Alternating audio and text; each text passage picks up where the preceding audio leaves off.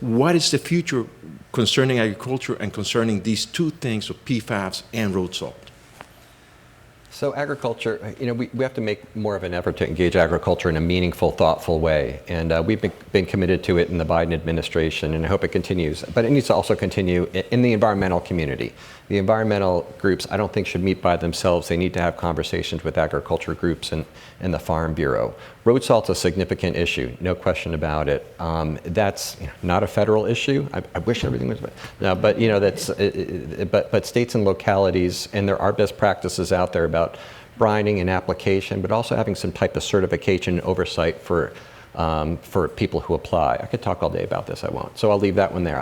On PFAS, earlier this week, the President and Vice President announced a new rule on PFAS. We're focusing on drinking water systems now, because that's the immediate delivery mechanism of negative health impact. So that's the focus. But in our strategic roadmap, if you want to read more really long scientific documents,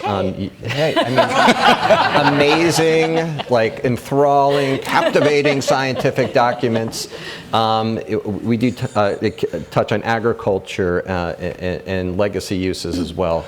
But the one thing that comes up with farmers is like, am I going to get in trouble if there's PFAS on my land because it's been applied? The answer is no. We want to hold the producers accountable and just keep people safe. David, I know you want to jump in, and Carl, I want to ask you about that question from the state level, because I know that's something that you. My friend knows where I'm going on this one. I applauded EPA for coming out with drinking water standards. But I want to go upstream and keep it from getting there to begin with.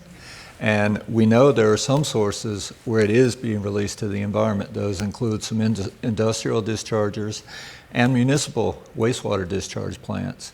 We're pushing in Virginia for our DEQ to start requiring monitoring from those discharges and do something about it now and not wait, because so far that's not been happening.